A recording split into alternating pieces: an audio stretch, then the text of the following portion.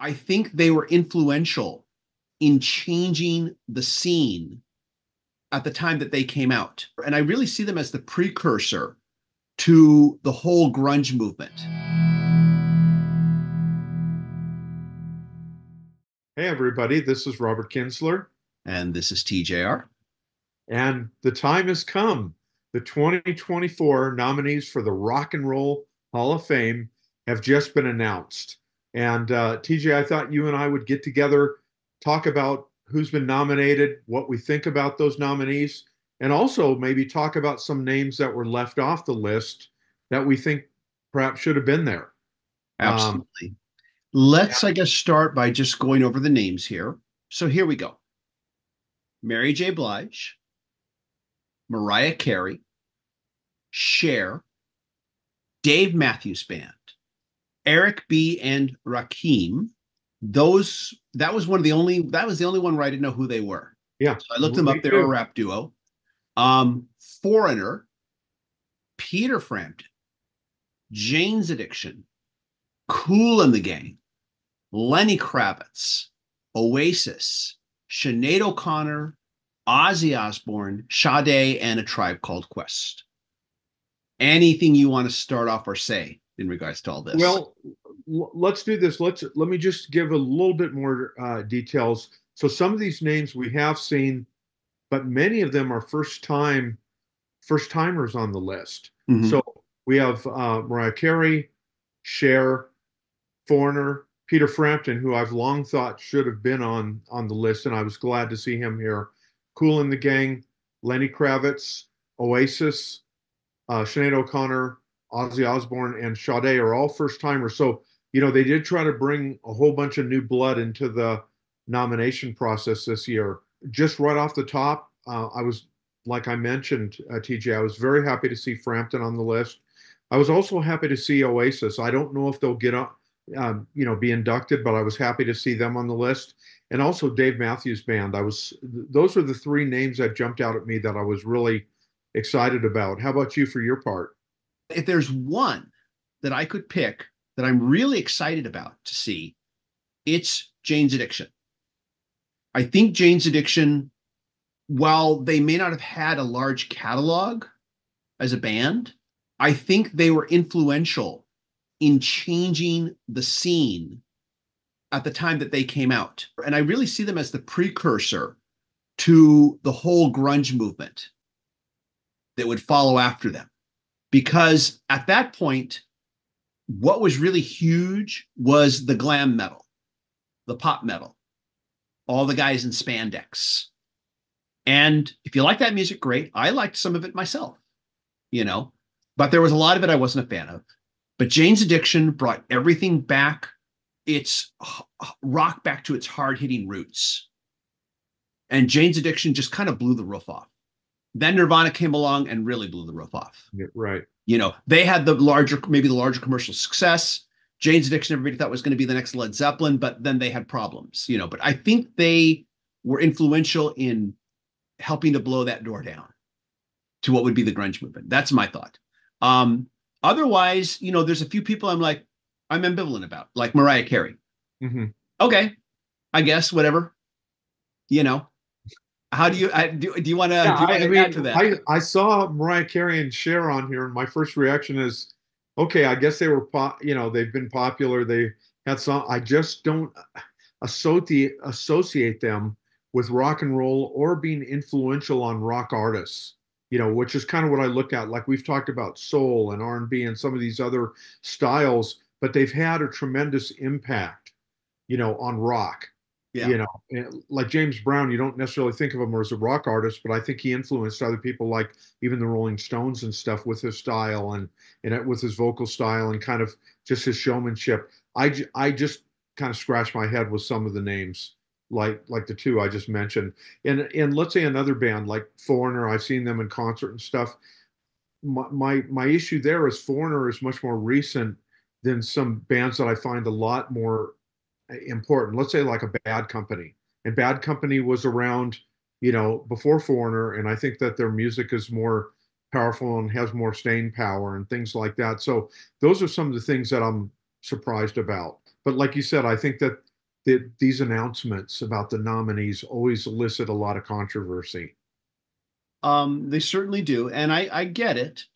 Although I am myself personally kind of, to a certain extent, ambivalent about the Rock and Roll Hall of Fame. I know that uh, you feel a bit more emotional about the choices, and I understand it. And I understand those who do feel more emotional, who get upset about it.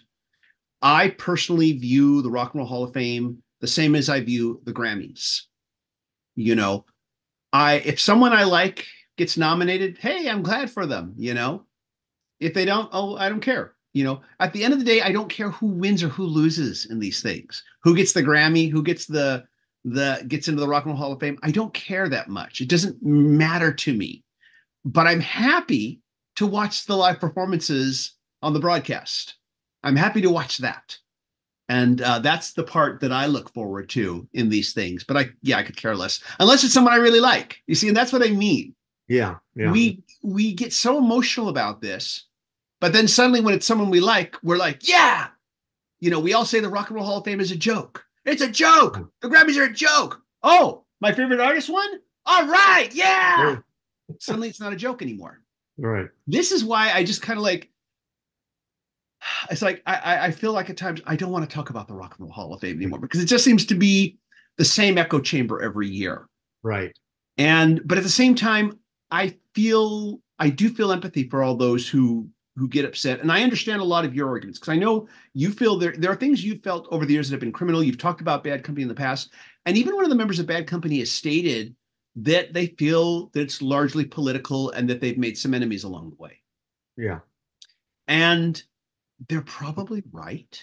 And that's probably true of you know several of the artists. I mean, when you think about some of the artists over time that have been eligible for many years and yet they're not even nominated, you wonder, boy, who did they piss off? I mean, something must have happened when an artist is considered not only eligible but influential, and their music has endured, and possibly even in kind of like even in 2024 here, people are still going back to their music and their style to try to borrow and bring that into their own sound.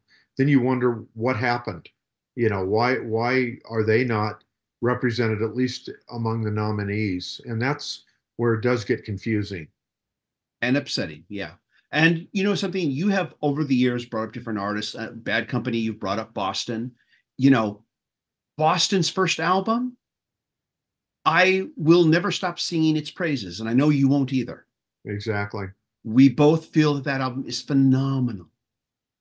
And and I will agree with you. Uh, if you're going to have a Rock Hall of Fame, you should definitely have that album. I should definitely have Boston in there and Bad Company. And we do argue over what is rock and roll. Now, myself personally, and I know a lot of people disagree with me, I have no problem with rap being in the Rock Hall of Fame. I used to have a problem with it. I don't anymore. But I think the thing, getting back to why is Mariah Carey? Why Mariah Carey? If they could explain to us, this is why we've nominated this person. This is the reason why. Mm-hmm. Um, that might go a long way. But again, I think that a lot of it does come down to politics. We are not insiders to the Rock and Roll Hall of Fame, but I remember Ozzy Osbourne, he has already been inducted as a member of Black Sabbath, but he has said lots of negative things about how he's made it clear how uninterested he is in the whole thing. And to quote him, just take our name off the list. This was back in 1999. Save the ink. Forget about us. The nomination is meaningless. It's voted on by the supposed elite of the industry and the media who've never bought an album or a concert ticket in their lives. So their vote is totally irrelevant to me. Now, of course, while he's saying all this, his wife, on the other hand, is trying to get him nominated in as a solo artist. So he can kind of have it both ways. He can be against it, whereas his wife can keep campaigning to get him in. Right. The thing is I used to be a Grammy member. I used to be a Grammy voting member. As a teenager, growing up and in my early 20s and such, I couldn't stand the Grammys. I hated them. I said they're nothing but a popularity contest. When I finally became a voting member, which I was for many years, and Superfan was too, when we were on the other side of the fence, we saw it very differently. And I won't get into all of it here, but the main thing that I realized is that with the Grammys, it's not a bunch of elites. Yes, there are elites there, but you know something? I think they make up like 1 or 2%. Whereas the rest of us we're working class musicians, educators and teachers, and then people in the technical fields, engineering, recording, um, and then of course producers as well. Um, but yeah, I discovered as I went to Grammy events and met other members that most of us were not the 1%, as we say. Most of us were just the working class. But once I saw that the Grammys were open, I encouraged everybody to go become a member, Mhm. to change the face of it. I just wanted to put that out there and just mention that. So let's just real quick, how about we go back over that list and just give our feelings on each one? Okay. Mary J. Blige, how do you feel about that one? I don't have a lot of strong feelings. I haven't really listened. I mean, I'm obviously familiar with who she Who is. she I've seen is. her at performances over the year. She's not someone that like I said, I would have put ahead of some of the other more legendary names that have been around for and been eligible for many, many years. So I didn't have a lot of strong feelings pro and con, but she didn't jump out at me like, yeah, I want to see her in there. I have listened to her a bit more. I have no problem with her being there, but I'm maybe just a little less ambivalent than you in regards Okay. to her. But I Okay. have heard some of her. I've liked some of her music, and I have no problem with her being there. Mariah Carey, I'm absolutely ambivalent. How about you? Yeah, I am not necessarily a fan of her style of singing, or I don't believe, from my knowledge about the rock universe, that she's been very influential. I think she's obviously been influential in the worlds of pop and R&B and urban music and things. But I can't say that I was surprised to see her on the list, but I wasn't, jumping for joy either, TJ. Okay, Cher. What are your thoughts on Cher? I have to be very honest with the audience out there. I am not a fan of Cher, and I'll leave it there. That's perfectly fine. My younger sister loves Cher, by the way. I won't show her this video. Okay. Um, Sounds but like a I, plan. I feel like Cher deserves to be in there more than a lot of other people that we've come across in the last couple of years and this year. I think um, Cher, if nothing else, definitely has a rock and roll attitude, in my opinion. And now here's the thing here. Um, this is a quote from her as far as being inducted. She said here, you know what? I wouldn't be in it now if they gave me $1 million. Now, this was in December of last year. And she said, I'm not kidding you. I'm never changing my mind. They can just go, you know what, themselves. So if she makes it in, will she change her mind at this point? Will she do a Dolly Parton and change her mind? Or will she stay true to what she says and just ignore it? Yeah. I'd be curious to know what she does. Um, when Dolly Parton got nominated, I was among those who said, well, I shouldn't say I was among them. Everybody loves Dolly. I Mhm. think it's safe to say that everybody in the world Yeah, loves she's Dolly. Even if they're not beloved. into her music, She's everybody beloved. loves Yeah. her.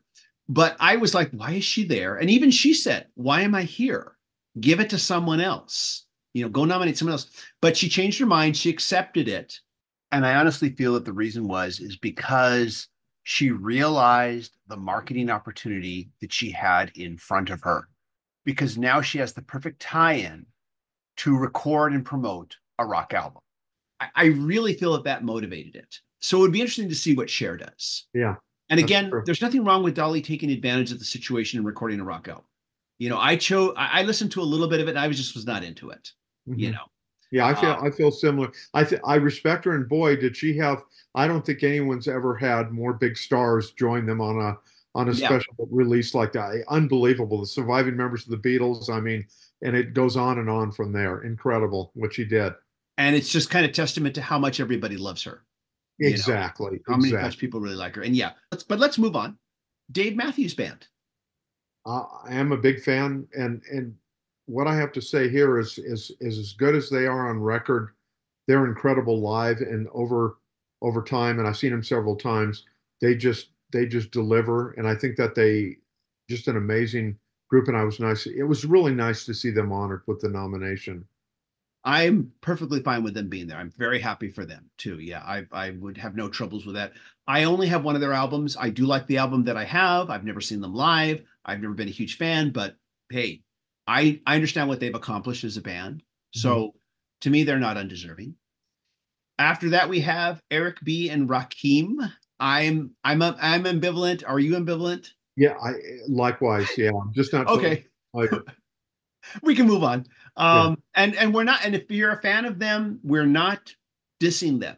We're just ambivalent. Okay, that's all it is. Don't take it personally.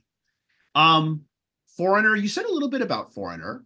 yeah. Let me put it this way: Foreigner, I've seen them live.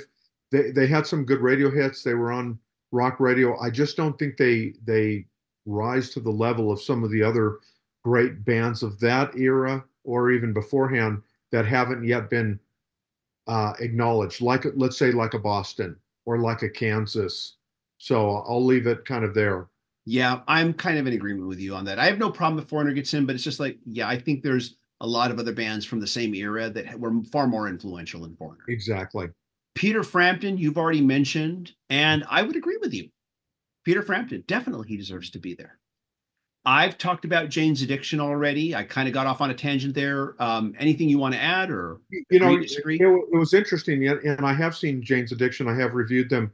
What you said really was pretty compelling to me because I think about it. They came up, as I recall, like around the mid '80s, maybe after 1985 or so, and they were ahead of the curve against bands like Nirvana and Pearl Jam and Alice in Chains and stuff.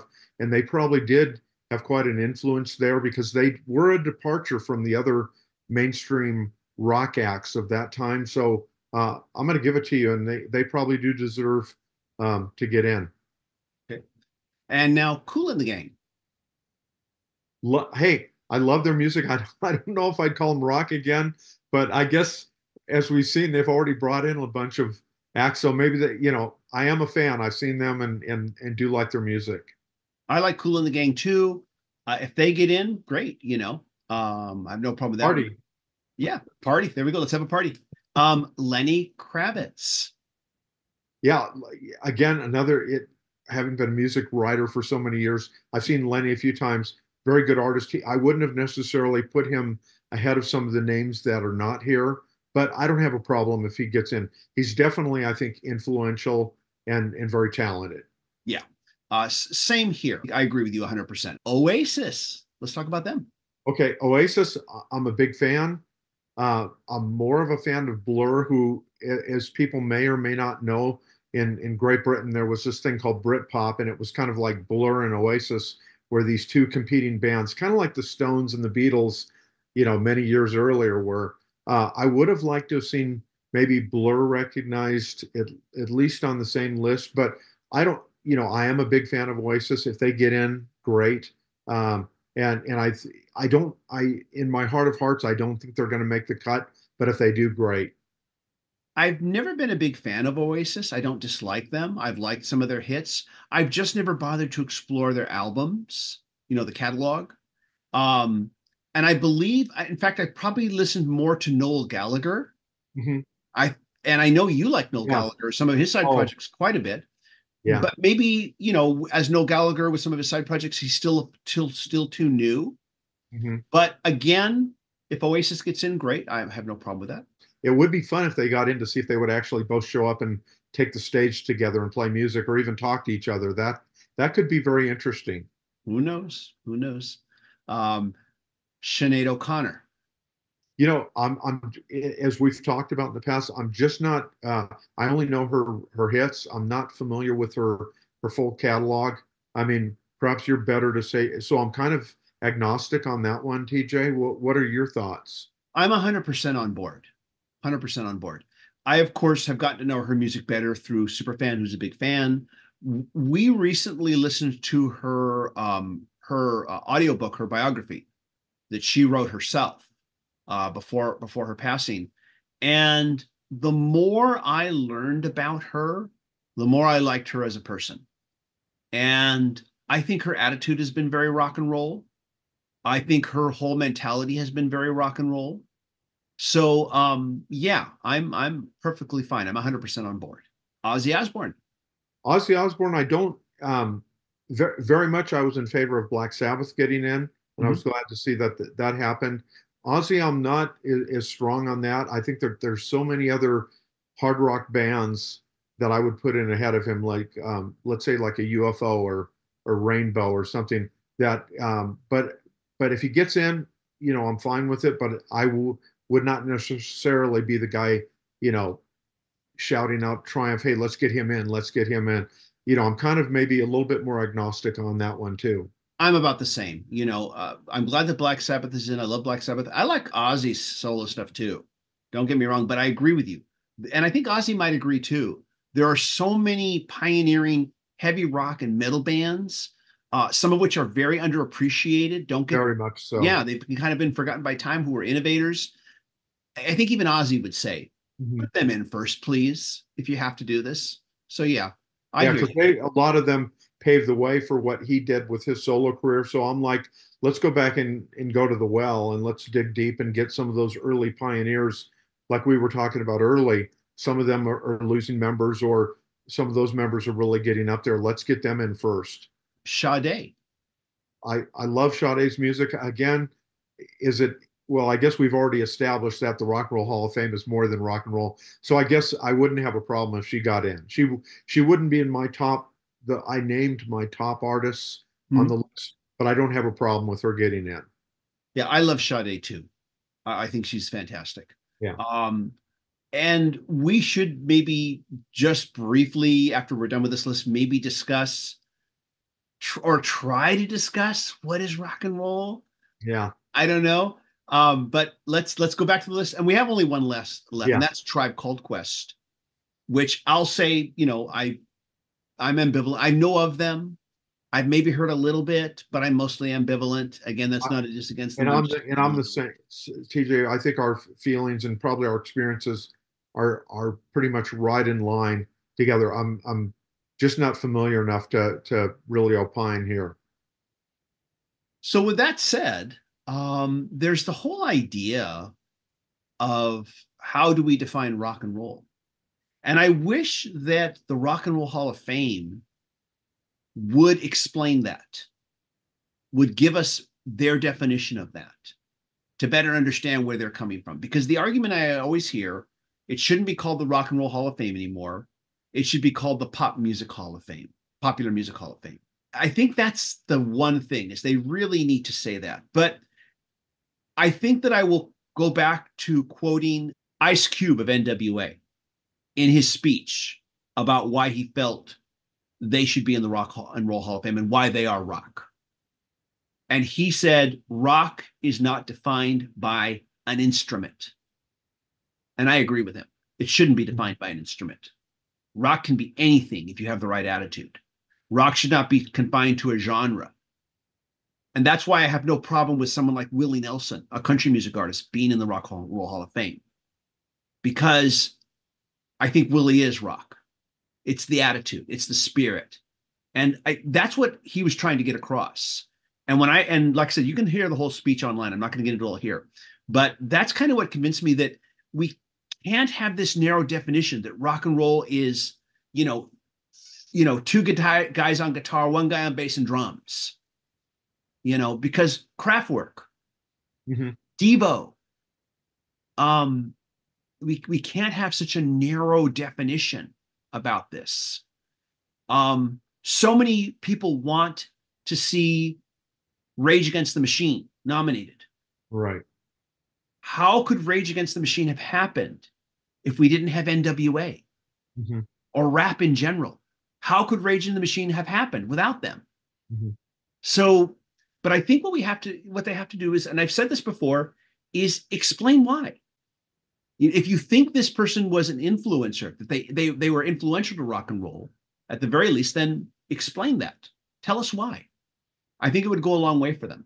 TJ, listening to you and about the whole way that we have to look beyond just rock and roll in the traditional sense. You make a very compelling argument for someone like me that is kind of whose bias is toward rock. I mean, I'm obviously have an interest in country music and Americana music and some of the other styles that I've covered and really grown to love over the years. But like you're saying, electronica has had I think has had a definite influence on rock too as well, because you look at a band like Garbage and they totally fused what you might term as like industrial and electronica with alternative rock in the 90s, and kind of so you make a very compelling argument that can kind of win someone like that maybe has more of a bias like myself, and I appreciate that. I appreciate that too. I think the problem with narrowly defining rock is that if you start to do that, pretty soon you're only left with one choice. The only thing that is really rock is the rock and roll of the 50s. Mm-hmm. That's it. But even then, the rock and roll of the 50s was so influenced by blues, R&B, country music, Mm-hmm. and even the crooners. Mm-hmm. You're right. Even Elvis was influenced by crooners. So it like I said, the moment we start trying to say this is rock, this isn't, pretty soon you're on this path to where only one music can really be called rock and roll, and that's the rock and roll of the 50s in its purest form. Mm-hmm. Mm-hmm. That's it. Forget everything else. Yeah. And nobody wants that, because that means we can't honor Boston. That means we can't, honor Bad Company. Right. So, and I'll be curious to know if anybody's arguments against that. But make an argument, make a real argument. Don't just say it's a joke. Don't just toss out insults. Make a real argument on Yeah. that. Yeah. And And I I think would be, maybe it can be addressed at a later time.